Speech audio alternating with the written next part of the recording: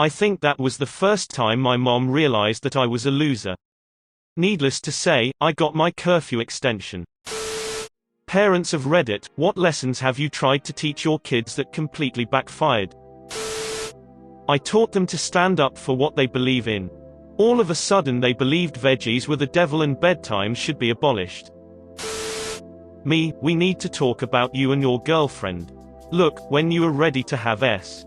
Son, Dad. Me, wait, listen to me. Son, it's too late. Me. Saw a clip on local news about a toddler saving her mom's life by calling 911 when she collapsed. Figured it was a good idea to teach my toddler 911. Had 2 cops at my door 5 minutes later. One of my 5-year-old twins was still having occasional accidents because she would get so caught up in playing, doing something else, that she just wouldn't go and would pee her pants. To combat this, we would give her a special prize of some variety when she wouldn't have an accident.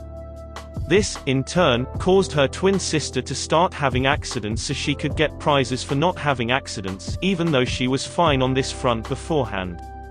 We had to rethink our methods. Read a book that suggested you ask your kid what an appropriate punishment for misbehaving would be and then carry it out. 6-year-old son pinched his brother or something, so we asked what an appropriate punishment would be. He said, pluck out my eyeballs and throw me over a cliff. We didn't follow through, and stopped reading parenting books. My kids were begging for a pet. I don't want to take care of a pet, and I told them that they don't clean up after themselves without me harassing them, so why would they clean up after a pet without me harassing them? Told them if they could keep their room clean for 6 months without me telling them, they could get a pet. Youngest child proceeds to clean the room, then moves clothes and a sleeping bag into the hallway, and locks his door so his room can't get dirty as he sleeps in the hallway. Taught my now 16-year-old to always compliment people who insulted you. We were in a Burlington coat factory in Michigan when my mother was shopping for a bathing suit to take to Florida. There were few to choose from, so she was complaining. My kid was 4. A woman trying on pants, and said something rude to my mom who was asking my opinion, and my daughter caught on that my mother was agitated.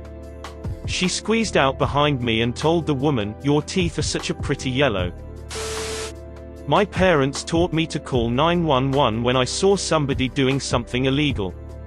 I called the cops on the Wiggles movie I was watching when I was 5, because a clown stole a cake. Luckily the 911 operator realized I was young, my story didn't make sense because it was a kids movie, and asked to talk to my mom before sending out cops. When I was 11 I once called the FBI because I felt I had information on a serial killer. I didn't, I just thought I did. When the FBI answered I got spooked and hung up. The FBI called back, "Keep in mind it's 2 a.m. in the morning," and my mom answered the phone, "Hello, this Special Agent Kim with the FBI, and I believe your son just called us." That's not a call you want from the FBI at 2 a.m. about your 11 years old son who last you saw was in his room going to sleep several hours ago.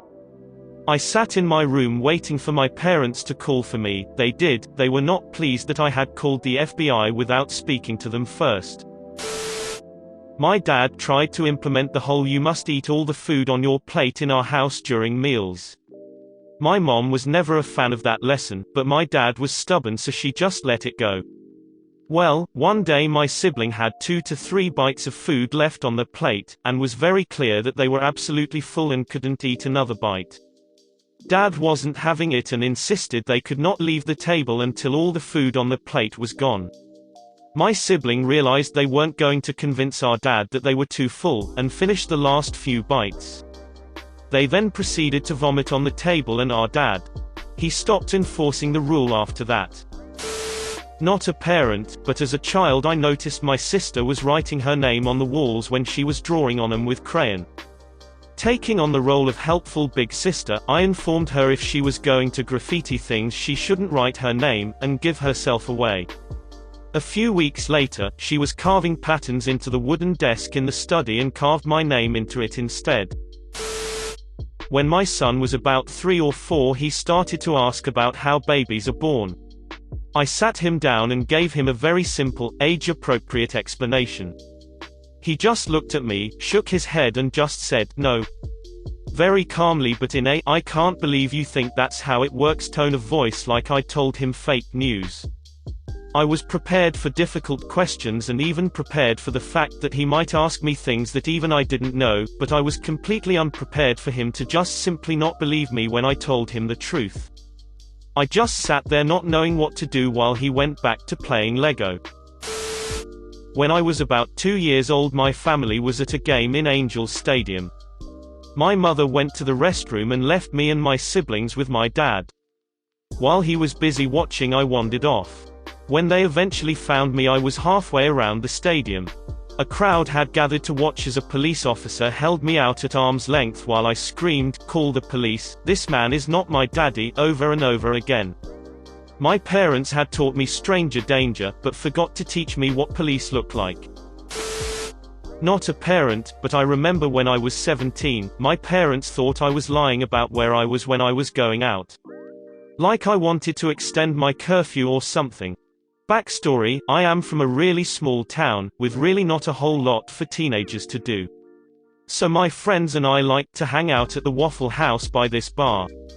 Every Friday, Saturday night, it never failed, like 3 or 4 drunk people would get arrested and my friends and I liked to watch. It was 10 out of 10 entertainment. So one night, it was going down one night at this particular Waffle House.